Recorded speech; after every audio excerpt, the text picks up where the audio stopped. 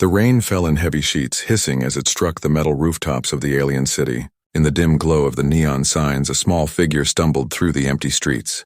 Her name was Lyra, a young girl from the Canary, a proud warrior race that believed only the strong deserved to live. But Lyra was not strong. Her legs were thin, her body frail, and her steps unsteady. Every breath rattled in her chest as though her lungs could no longer bear the weight of the world. Tonight she carried nothing but a torn cloak and the echo of her family's last words. "You are a burden. You will not survive. We will not waste our food on you." The words had been spoken coldly, without hesitation. Her own blood, her kin, had turned their backs and left her in the rain. Now she wandered, lost and broken, her glowing eyes dim with exhaustion. Hunger gnawed at her belly, and each step felt like the last she could take. In the shadows of the city, others watched her. Traders, scavengers, and raiders all saw her as worthless. Some laughed as she passed, others muttered cruel remarks, but none offered a hand. To the Canary, weakness was shame. To strangers, she was nothing. Lyra stopped in a narrow alley, her legs trembling. She sank against a wall, curling up beneath the dripping pipes. Her body shook with cold, her tears mixing with the rain. For a moment, she thought this was where her life would end. Forgotten, alone. But fate had other plans. On the far end of the alley, footsteps echoed. A tall figure approached, his outline sharp against the neon haze. His clothes were patched and worn, his boots heavy and his steps steady. His skin was pale compared to the locals, his hair dark, and his eyes searching the shadows with quiet intensity. A human. His name was Daniel. At first, he thought the bundle on the ground was nothing but trash. But then he heard it, the faint broken sound of a child crying. He stopped, his brow furrowing. Slowly he approached, crouching down to see her clearly. Lyra flinched at his presence, her glowing eyes widening with fear. "Go away," she whispered weakly. "I am nothing." Daniel studied her, his heart tightening at the sight. She was young, too young to be left alone in a city like this. Her skin was pale blue, her frame too thin, her face streaked with dirt and rain. But what struck him most were her eyes. They weren't empty, not yet. They still carried the faint spark of someone who wanted to live. "You're not nothing," he said softly. "You're alive." She shook her head, her voice trembling. "My family says I'm a burden. They left me here. They do not want me." Daniel's jaw clenched. He had seen cruelty before, but hearing it spoken so plainly from a child's lips was a wound deeper than any blade. He reached into his satchel and pulled out a small ration pack. Gently, he offered it to her. "Eat. You'll feel better." Lyra stared at the food, hesitant. No one had offered her anything since her family had cast her aside. "Why?" she whispered. "Why help me?" "I am not your kind." Daniel's expression softened. "Because you need it. That's reason enough." Her small, trembling hands reached out, taking the pack. She tore it open, the smell of food overwhelming her. She ate quickly, tears streaming down her cheeks, not just from hunger, but from disbelief. For the first time since her abandonment, someone had chosen to see her as more than a burden. As she finished, her strength barely returning, she looked up at him again. "Will you? Leave me too?" Daniel shook his head firmly. "Not if you'll let me stay." Her voice broke, a whisper on the edge of hope. "But I am weak. I slow everyone down." He placed a hand on her shoulder, steady and warm. "Then I'll slow down with you." Her eyes widened, her breath catching in her throat. No one had ever spoken to her that way. Not her family. Not her people. Only this human. And in that moment, as the rain fell around them, a new bond was formed. Fragile, uncertain, but real. The girl who had been abandoned had been given a second chance, and it began with a single act of kindness. The next morning, the storm had passed. Sunlight filtered through the steel skeleton of the alien city, casting long shadows across its crowded streets. Traders shouted their prices, raiders slouched against walls, and children darted through the alleys with sharp eyes for scraps. Daniel walked steadily through the bustle, his boots splashing in shallow puddles. Beside him, Lyra walked hesitantly, wrapped in his cloak. She clutched its edges tightly as though it might vanish at any moment. Everywhere they went, eyes followed them. Whispers rose. "A Canary girl? That one's sickly. She won't last a week. He'll regret it. Why would a human waste time on her?" Lyra lowered her head, shame burning her cheeks. She wanted to disappear into the folds of the cloak. Her people had called her a burden, and now strangers did too. But Daniel's stride never faltered. Finally, Lyra whispered, "They are right. I will slow you down. Leave me here." Daniel stopped, kneeling to meet her eyes. "Listen to me. They don't decide your worth, and neither did your family." His voice hardened, steady as stone. "You're coming with me." That's final. Her lips parted in shock. No one had ever spoken for her like that. They stopped at a small marketplace for supplies. Daniel bartered for food and medical kits while Lyra sat quietly on a bench, her cloak still wrapped tightly around her. A group of aliens, tall, armored Canary males, passed by, their glowing eyes falling on her. One sneered. "So it's true. The weakling lives." Lyra flinched at the word, her shoulders curling inward. The tallest stepped closer, his voice dripping with disdain. "You shame our people, child." Cast aside and still crawling back. "Did you cling to this human like a parasite?" Daniel stepped between them before she could answer. His voice was calm but sharp as a blade. "Careful. You're talking about someone under my protection." The Canary laughed bitterly. "Protection? You do not know her kind. She is a burden. Always has been, always will be. Even her blood knew it." Daniel's jaw tightened. He had seen enough war, enough cruelty to know when words cut deeper than weapons. He met the Canary's glowing eyes without flinching. "Maybe in your eyes she's weak, but in mine she's worth saving." The crowd around them grew quiet. No one spoke to the Canary that way. The tall warrior snarled. "Why fight for her? What does a human gain from carrying dead weight?" Daniel's voice rose clear enough for everyone in the marketplace to hear. "Because that's what makes us human. We don't measure lives in strength or weakness. We don't abandon someone just because they fall behind. We give second chances, even when no one else will." Silence fell heavy across the square. The Canary scowled, their pride stung. But before they could answer, Lyra stood. Her small frame trembled, her voice shook, but she spoke. "I may be weak, I may be a burden, but he stayed when you would not. That makes him stronger than any of you." Gasps rippled through the crowd, a sickly child daring to defy her own people. It was unthinkable. The Canary spat at the ground. "You are nothing." With that, they turned and left, their armor clanging against the stone. Daniel turned to her, expecting her to crumble.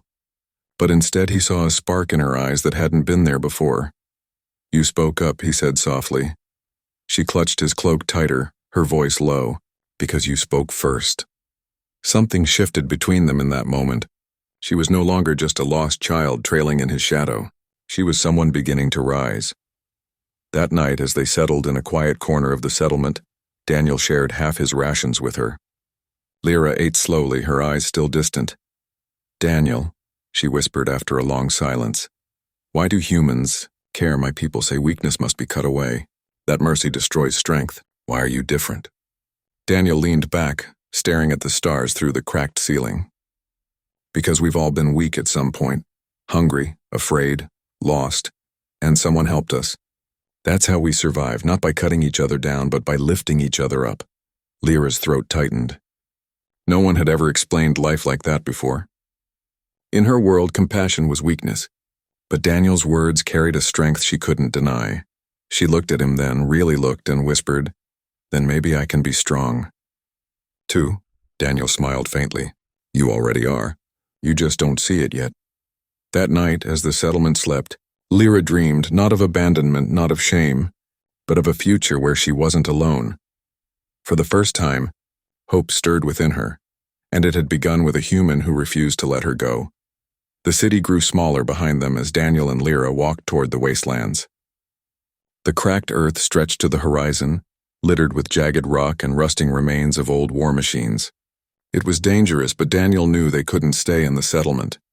The Canary there would never accept Lyra, and danger was easier to face than hatred.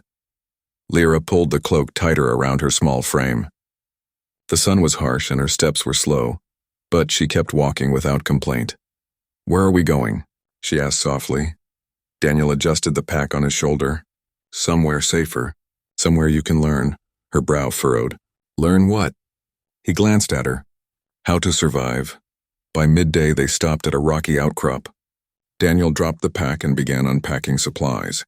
Lyra watched as he pulled out a water filter, a knife, and a small coil of rope. First lesson, he said, handing her the knife, is food. Her glowing eyes widened. You want me to hunt? Her glowing eyes widened. You want me to hunt? He smirked. Not yet. We'll start small. He crouched near the rocks, showing her how to spot edible roots and insects. She wrinkled her nose but followed his instructions. Hours passed, and by the time the sun dipped low, she had gathered a small pile of food. It wasn't much, but it was hers.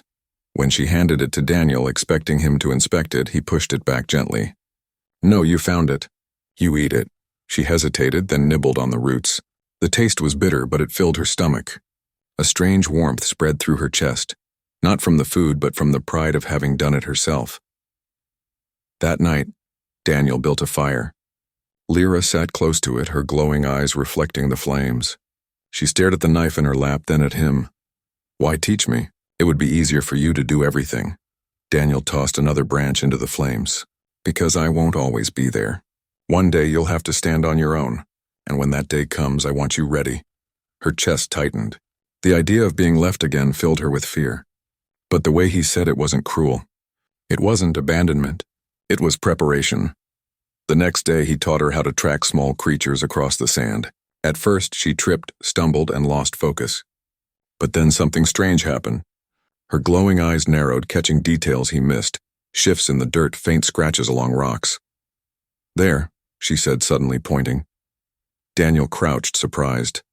She had spotted the trail of a sand lizard he hadn't noticed. Well, I'll be damned, he muttered. You're sharper than I thought. Her cheeks flushed faintly, though she tried to hide it. I just see things. Over the next few hours, she guided them from trail to trail. By nightfall, she had caught 2 lizards, clumsy but determined. Daniel cooked them over the fire, watching her with quiet pride. You're learning fast, he said. Her voice was small but steady. Maybe. I'm not a burden. Daniel leaned back, gazing at the stars. You never were. You just needed someone to remind you. But survival wasn't only about food. On the 3rd night, the wasteland tested them. The wind howled, carrying with it the screeches of prowlers, 4-legged beasts with claws like blades. Daniel readied his weapon, but it was still half drained from the battles in the city. When the first prowler lunged, Daniel fired, dropping it instantly. But more circled, their glowing eyes gleaming in the dark. Stay behind me, he barked, but Lyra didn't hide. Instead, she stepped forward, her glowing eyes fixed on the beasts. Her voice rang out, sharp and strange, speaking words Daniel couldn't understand. To his shock, the prowlers froze. They growled, restless, but they didn't attack. Slowly, they slunk back into the darkness, leaving the fire untouched. Daniel stared at her, stunned. What was that? Lyra trembled, her voice barely above a whisper. I don't know. My people used to say I had a curse, that the creatures listened to me. It frightened them. Daniel's chest tightened. The ability that had made her family see her as a burden was, in truth, a gift. He knelt in front of her, his voice firm. That's not a curse, Lyra, that's power. And one day it might save more than just us. Her eyes widened, and for the first time she let herself believe it. That night, as she lay close to the fire, she whispered to herself, not a burden. Not anymore. And as the stars wheeled above, Daniel smiled faintly, knowing the galaxy had no idea what this weak child was capable of. The canyon walls rose high and jagged, their shadows swallowing the firelight. Daniel sat sharpening his knife while Lyra dozed beside the flames, her head resting on his cloak. The quiet felt fragile, as if the wasteland itself was holding its breath. Then came the crunch of boots on stone. Daniel's head snapped up. Shapes emerged from the dark, 5 scavengers, their eyes gleaming with greed. They were lean, ragged, armed with jagged blades and battered rifles. Well, what do we have here? Their leader sneered, his voice sharp as broken glass. A human and... His eyes fell on Lyra. A little canary runt. Lyra stirred awake, her glowing eyes wide. She pulled the cloak tighter around her shoulders, shrinking back. Daniel rose slowly, placing himself between her and them. Keep walking, he said evenly. The leader laughed, a cruel sound. Oh, we'll walk, but we're taking the girl. Heard stories about one like her. Voice that makes beasts turn tail. Could fetch a fine price, Lyra froze. Her chest tightened as shame and fear twisted inside her. They know. They all know. Daniel's voice hardened. She's not for sale. The scavengers drew closer, weapons raised, the fight came fast. One lunged, and Daniel parried with his knife, twisting the man's wrist until his blade clattered to the ground. Another swung from behind. Daniel ducked, slamming his elbow into the scavenger's ribs, but he was outnumbered and every move cost him. "Run!" he shouted to Lyra, but Lyra couldn't move. Her legs trembled, her breath caught in her throat. She had been running her whole life, running from her family, from shame, from herself. And now, as Daniel fought for her, the same thought clawed at her mind. "I am a burden. I'll only slow him down." Then she saw it, one of the scavengers raising his blade, ready to strike Daniel's unguarded back. Her voice broke out before she even realized it. Sharp, commanding. Not in human words, but in something older, deeper. The sound echoed through the canyon, shaking the air. The scavenger froze. His blade hung mid-swing, his eyes glazed with confusion. The others faltered, their bodies trembling as if caught in invisible chains. Daniel spun, stunned. "Lyra!" Her glowing eyes blazed brighter. She took a step forward, her voice rising. The scavengers stumbled back, fear etched into their faces. "You will not touch him," she cried. The canyon itself seemed to carry her words. The scavengers broke, panic driving them into the night. Their footsteps faded, leaving only the crackle of the fire. Silence returned. Lyra's knees buckled and she dropped to the ground, gasping for breath. Daniel rushed to her side, steadying her with both hands. "You saved me," he said, his voice rough with disbelief. Tears streamed down her cheeks. I couldn't let them hurt you." Daniel brushed the hair from her face, his expression firm but gentle. "Listen to me, Lyra, you are not a burden. You're the reason I'm alive right now. Don't ever forget that." Her chest shook as she tried to process his words. All her life, her gift had been called a curse. But tonight it had saved the only person who had ever stayed. And for the first time, she wondered if maybe, just maybe, it was never a curse at all. Later, as the fire burned low, Lyra sat wrapped in the cloak, her eyes fixed on the flames. Daniel sat nearby, cleaning his knife, but his gaze often flicked to her. Finally, she whispered, "Daniel, what if they come again? What if others find out?" He sheathed the blade with a click. "Then we'll face them, together." She blinked at him, surprised. "Together?" he nodded. "You've got power, Lyra, I've got grit. That's a good team in my book." Her throat tightened, but this time not from fear. Slowly she allowed herself a small smile. Together. The word felt like armor. That night, as the stars wheeled overhead, the girl once abandoned as a burden began to believe she was something more. And Daniel, the human who refused to leave her, knew the galaxy had just gained a force it would never expect. After 3 days of travel through jagged cliffs and barren plains, Daniel and Lyra finally saw it, an outpost carved into the side of a mountain. Faded banners fluttered in the dry wind, and guards with mismatched armor stood watch at the gates. Lyra's steps slowed. Her glowing eyes dimmed with unease. "They won't want me," she whispered. Just like before, Daniel placed a hand on her shoulder. "Let them decide. But remember, you don't walk in alone this time." Her chest tightened. She nodded, though doubt still weighed heavy. The guards blocked their path, scanning them with suspicion. "Human traveler, state your business."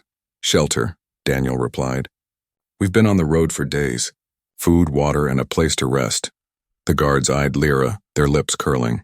"You bring that with you?" Lyra flinched at the word, but Daniel's jaw tightened. "She's with me. That's all that matters." Reluctantly, the gates opened. Inside, the outpost bustled with survivors. Humans, aliens, hybrids of every kind. Ragged tents lined the rocky walls, and the smell of cooking fires filled the air.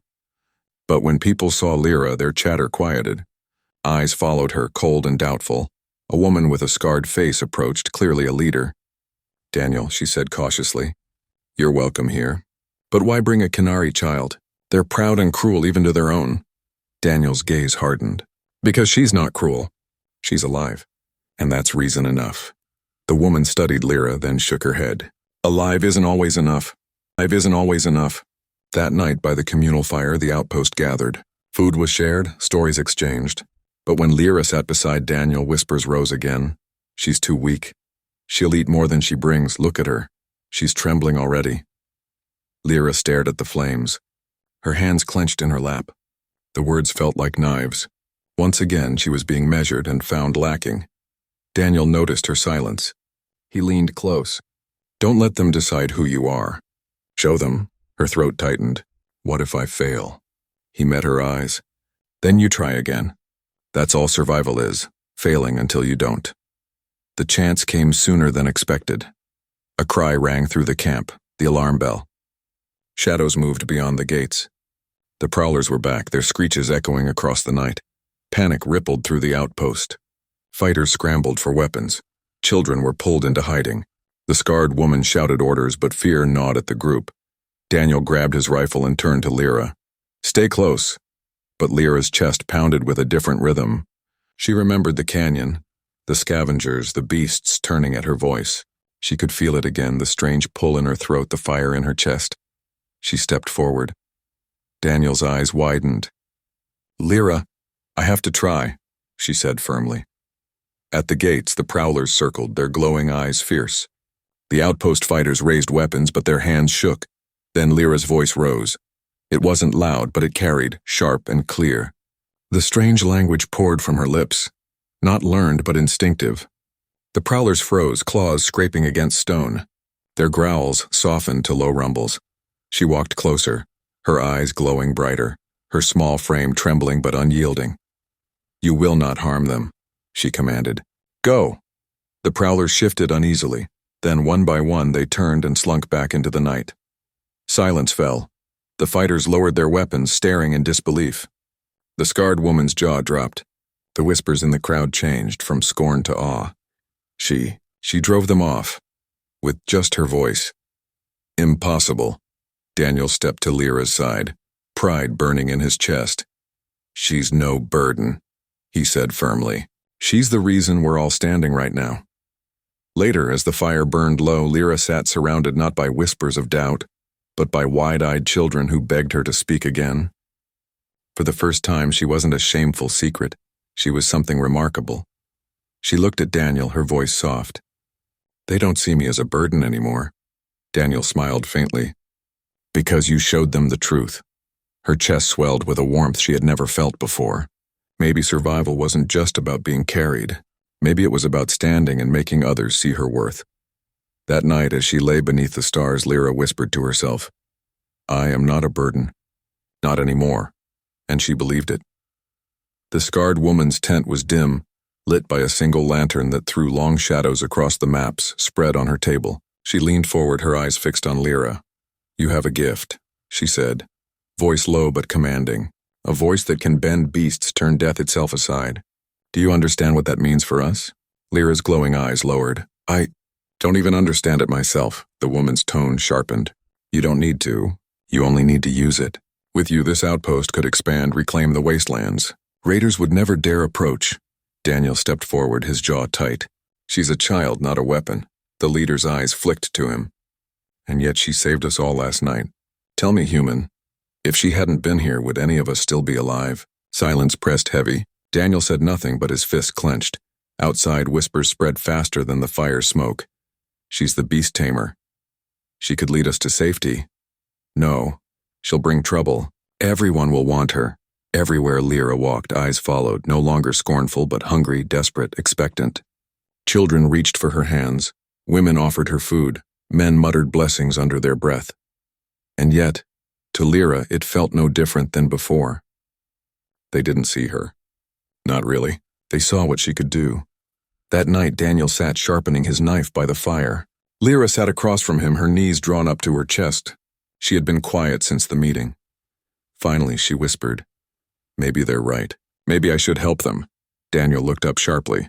Lyra, listen to me. What you did, that was your choice. But if they force you into it, then you're just a prisoner with prettier chains. Her throat tightened. But if I don't, they'll hate me again. They'll say I'm useless. Daniel's voice softened. You don't owe them anything. You've already proven yourself 100 times over. The only person you need to prove anything to is you.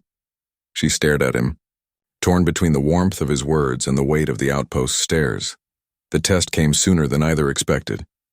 2 nights later, a patrol returned battered and broken. Raiders had cornered them beyond the ridge and more attacks were coming. Panic surged through the camp. They'll slaughter us, someone cried. Unless she stops them, another shouted, pointing at Lyra. All eyes turned. The scarred woman stepped forward. Lyra, you will come with us tomorrow. You will use your gift to drive them back. That is an order. Lyra froze, her heart pounding. She looked at Daniel. His jaw was set, his eyes burning. She doesn't answer to you, he said firmly. The leader's voice turned cold. Then she answers to the people she saved. If she refuses, every man, woman, and child here will know it. Whispers rose, sharp as knives.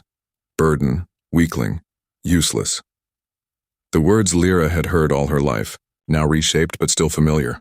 Her chest heaved, her hands trembling. Daniel stepped closer, his voice steady. Lyra, look at me. She did. You don't have to do this for them. Not for me. Not for anyone. The choice is yours, and whatever you choose, I'll stand with you. His words settled deep inside her, cutting through the noise of the crowd. For once, no one was choosing for her. She lifted her head, her glowing eyes sweeping across the outpost, fear still twisted in her gut. But beneath it burned something steadier. I will not be ordered, she said, her voice clear. If I use this gift, it will be because I choose. Not because you demand it. The camp fell silent. The scarred woman's eyes narrowed, but she did not argue.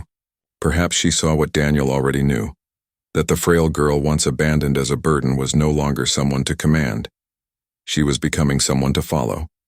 That night, as they lay beneath the stars, Lyra whispered into the quiet, Daniel, for the first time I don't feel afraid of who I am.